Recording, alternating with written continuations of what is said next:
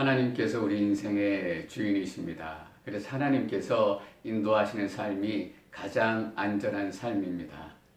그 주인 되신 하나님의 인도하심을 경험하시고 또 신뢰하시는 하루가 되시기를 축원합니다. 하나님의 말씀 함께 나누겠습니다.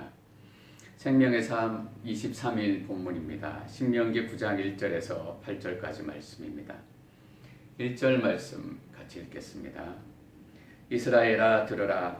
너희가 이제 요단강을 건너 너희보다 크고 힘이 세고 커다란 성벽들이 하늘까지 치솟아 있는 민족들에게 들어가 빼앗을 것이다.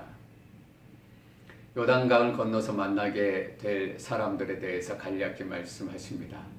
요단강을 건너서 만나게 될 사람들은 너희보다 크고 너희보다 크기 때문에 이길 수 없는 사람들입니다. 너희보다 힘이 세고 너희보다 힘이 세기 때문에 너희는 이길 수 없는 사람들입니다. 커다란 성벽들이 하늘까지 치솟아 너무나 높기 때문에 넘어갈 수 없는 그런 장애물들을 만나게 될 것입니다. 하나님께서 이렇게 이스라엘 백성들에게 겁을 주시고 두 가지 명심하라라고 당부를 하십니다. 첫 번째 명심해야 될 것은 바로 이것입니다. 3절 말씀입니다. 그러나 오늘 명심할 것은 너희 하나님 여호와께서 삼키는 불처럼 너희보다 앞서서 건너가신다는 것이다. 그분이 그들을 멸망시키시고 너희 앞에서 그들을 정복하실 것이다. 너희는 그들을 쫓아내고 여호와께서는 너희에게 약속하신 대로 속히 그들을 전멸시킬 것이다. 첫 번째 명심해야 될 것은 여호와께서 삼키는 불처럼 너희보다 앞서 가신다는 사실입니다. 제가 오래전에 주일 예배 드리고 오후에 비치 해변가에서 교회 액티비티를 계획한 적이 있습니다. 그런데 오후에 가야 되다 보니까 예배 끝나고 가면 사람들이 많이 와서 자리가 없을 가능성이 높았습니다. 액티비티는 진행을 해야 되는데 자리는 없을 것 같고 그래서 고민하고 있었는데 성도님 중에 몇 분이 본인들이 먼저 가서 자리를 잡아놓겠다라고 제안을 하셨습니다.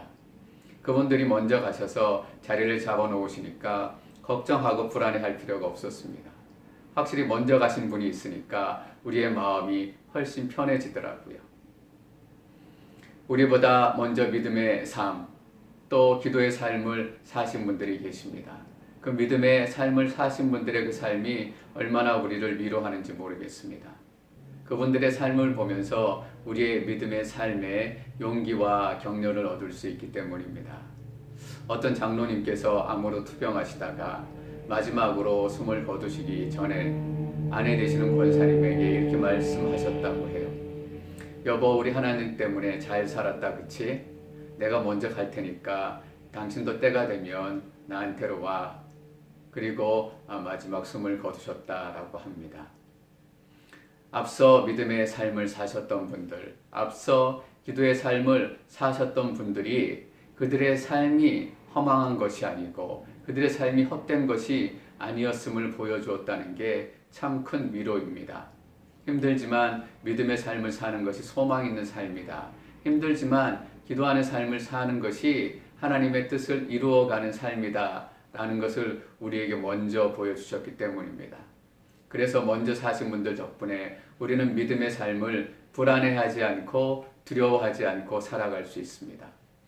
근데 오늘 본문에 보십시오. 그 정도가 아니라 하나님께서 직접 앞서 가신다라고 기록을 하고 있습니다. 여러분 위로가 되시지 않으십니까? 힘이 되시지 않으십니까? 용기를 얻게 되시지 않습니까? 사람이 앞서가는 것도 그렇게 큰 위로와 힘이 되는데 하나님께서 친히 우리보다 앞서 가셔서 여호와께서 삼키는 불처럼, 제가 영화에서 불이 난 장면을 본 적이 있습니다. 그때 영화를 보면서 느낀 게 뭐냐 하면 삼키는 불이 집어 삼킨다라는 것이 저런 것이구나. 저렇게 두려운 것이고 저렇게 엄청난 것이구나. 아무것도 남겨두지 않는구나. 삼키는 불이 되셔서 우리에게 방해가 되고 우리를 공격하고 우리를 힘들게 하는 그 적들을 미리 제압하시고 모든 것들을 다 태우시겠다는 하나님의 사랑의 표시이기도 합니다. 사랑하는 성도 여러분, 때로는 우리가 앞이 보이지 않을 때, 또 어디로 나아가야 할지 가늠하기조차 힘들 때가 있습니다. 그때 우리는 길을 잃은 것 같습니다. 방향을 잃은 것 같습니다. 근데 여러분 아십니까? 사실은 길도 잃지 않았고 방향도 잃지 않았습니다. 하나님께서 우리의 인도자가 되셔서 먼저 가셔서 길을 내시기 때문입니다. 영어로 된 찬양 중에 웨이메이커라는 찬양이 있습니다. 말 그대로 길을 내시는 하나님. 하나님께서는 길을 내시고 그 길로 우리를 인도하시는 하나님이십니다. 그래서 하나님께서 우리의 주인 되시면 절대로 길을 잃는 적이 없습니다. 절대로 길이 없어서 헤매는 적이 없습니다. 다만 우리가 그렇게 두려워 느낄 뿐이지만 사실은 하나님께서 먼저 길을 내시고 그 길로 우리를 인도하십니다. 첫 번째 이스라엘 백성들은 이것을 기억해야 했습니다. 하나님께서 먼저 가신다. 두 번째 명심해야 될 것은 바로 이것입니다.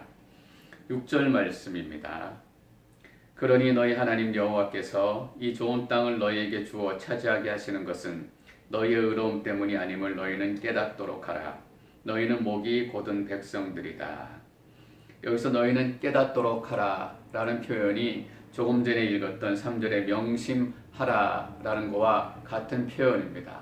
그러니까 쉽게 말하면 너희는 다시 한번 명심하도록 하라. 무엇을 명심해야 합니까? 이 좋은 땅은 너희의 의로움 때문에 얻은 땅이 아니다. 그리고 너희는 목이 곧은 백성이다. 이것을 명심해라 라고 말씀하십니다. 이스라엘 백성들은 목이 곧은 백성입니다. 자기 스스로들은 어떻게 평가했을지 모르겠어요. 그래도 내가 광야 생활을 좀 괜찮게 했지. 기도도 좀 하고 예배도 좀 하고 이 정도면 괜찮은 크리스찬 아니야? 이런 생각을 하며 광야를 지나와서 여기까지 왔을지 모르겠어요. 근데 하나님께서는 이스라엘 백성들을 향해서 너희는 목이 곧은 백성이다 라고 말씀하세요. 모세가 시내산에 하나님께 율법을 받으러 올라갔습니다. 그때 아론과 이스라엘 백성들이 산 아래에서 금을 녹여서 금송아지를 만들었습니다. 그리고 이렇게 외칩니다. 바로 이것이 우리를 이집트에서 이끌어낸 하나님이다 라고 축제를 벌이고 춤을 추기 시작합니다. 그때 하나님께서 이스라엘 백성들을 향해서 너희는 참으로 목이 곧은 백성들이구나 라고 말씀을 하셨습니다. 왜 그들이 그런 일을 했을까요? 이집트에서 본 것이 있기 때문입니다. 이집트에서 들었던 것들이 있기 때문입니다. 이집트에서 본 대로 금을 녹여가지고 우상을 만들고 형상을 만들어서 그것이 자기들의 하나님이다 라고 경배하고 절하기 시작한 것입니다. 옛날이 그리웠던 겁니다. 또 옛날이 생각났던 거예요. 물이 없을 때나 또 음식이 없을 때나 어려운 일이 생겼을 때 이스라엘 백성들은 이렇게 불평을 했습니다. 왜 우리를 이집트에서 이끌어내셔서 이 광야에서 죽게 하십니까? 차라리 이집트에서 죽는 것이 좋았을 뻔했습니다. 일이 생길 때마다 그들은 옛날로 돌아가고 싶어 했습니다. 이집트로 돌아가고 싶어 했습니다. 그리고 옛날을 그리워했습니다. 목이 곧은 백성들의 가장 큰 특징은 옛날을 그리워하고 옛날로 돌아가고 싶어 한다라는 겁니다. 이스라엘 백성들이 그래서 하나님께 이런 책망을 듣습니다. 너희는 목이 곧은 백성이다. 이것이 광야 40년 동안 이스라엘의 모습이었습니다. 그러니까 하나님께서는 너희가 잘해서 너희가 의로워서 이 땅을 차지한 것이 아니다 라고 경고하십니다. 그 땅은 가나안 족속들의 죄가 가득 찬 땅이기 때문에, 그리고 아브라함과 이삭과 야곱에게 주시겠다라고 약속하셨던 땅이었기 때문에 너희가 은혜로 그 땅을 얻게 됐다라는 의미입니다. 여러분, 은혜란 무엇입니까? 내가 받을 자격이 없는데 받게 된 것을 은혜라고 얘기합니다.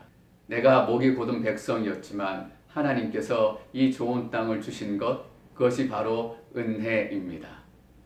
우리는 은혜가 교만의 이유가 되지 않도록 조심하고 또 조심해야 합니다. 은혜가 넘치면 우리가 교만해지기 시작합니다. 마치 내가 의로워서, 내가 꽤나 예배를 열심히 드려서 내가 그래도 남들보다는 기도를 좀 더 많이 하고 그래서 남들은 속을지 모릅니다. 어떤 때는 우리 자신도 우리에게 속을지 모릅니다. 그러나 하나님께서는 우리를 너무나 잘 알고 계십니다. 우리는 은혜의 순간에 예수님께 주목해야 하고 예수님을 바라봐야 합니다. 그래서 우리는 목이 곧은 백성인 것을 잊지 말아야 합니다. 그리고 어떤 때라도 예수께 주목하기를 멈추지 않아야 합니다. 예수를 바라보라. 어떤 순간에도 예수를 바라보는 것을 멈추지 않아야 합니다. 그래야 교만의 자리에 떨어지지 않을 수 있습니다. 우리는 계속해서 예수님 한 분에게만 주목해야 합니다. 예수님만이 우리의 소망이 되시기 때문입니다. 은혜가 될 수 있고 또 하나님의 축복이 될 수 있는 것은 예수 그리스도 안에 있을 때만 그렇습니다. 예수를 떠나는 순간 그 축복은 저주가 되고 예수를 떠나는 순간 그 은혜는 교만의 이유가 될 것입니다. 오늘 하루도 예수님 한 분만 바라보시는 하루가 되시기를 축원합니다. 그리고 두 가지 여러분 명심하십시오. 하나님께서 앞서서 먼저 가셔서 여러분들의 삶을 준비하실 것입니다. 그리고 그 은혜의 자리에 여러분을 초대하실 때 여러분 예수 한 분만을 기억하십시오. 오직 예수님만이 우리의 은혜의 근거가 되고 우리 소망의 근거가 되십니다. 이 예수님께서 여러분 삶과 함께 하시기를 축원합니다. 기도하겠습니다. 살아계신 하나님, 때로는 지나친 두려움 때문에 망하기도 하고 때로는 교만함 때문에 목이 고등 때문에 망할 때도 있습니다. 그러나 하나님께서는 어떤 상황에서도 우리가 망하는 것을 원치 않으시고 하나님 안에 은혜로 머물기를 원하시는 것을 깨닫습니다. 오늘 하루를 시작하면서 우리가 두 가지 명심하기를 원합니다. 하나님께서 먼저 가서 행하시니 우리가 두려워하지 않겠습니다. 그리고 하나님께서 주신 그 좋은 땅 때문에 우리가 교만해지지 않겠습니다. 우리는 여전히 목이 곧은 백성이지만 하나님께서 우리에게 은혜로 그 땅을 주셨음을 우리가 고백하는 하루가 되기를 원합니다. 살아계신 하나님, 우리가 예수만을 바라보기를 원합니다. 예수를 떠난 은혜, 예수를 떠난 축복은 언제라도 우리를 무너뜨리는 유혹과 덫이 될 수 있습니다. 그러나 예수 안에 머물고 또 예수님과 동행함으로 그 축복이 진정한 축복이 되게 하옵시고 또 그 은혜가 진정한 은혜가 되게 하옵소서. 오늘 하루도 하나님을 높여드리고 찬양하는 하루가 되기를 원합니다. 우리의 삶 속에서 오직 하나님만 모든 영광을 받아 주시옵소서.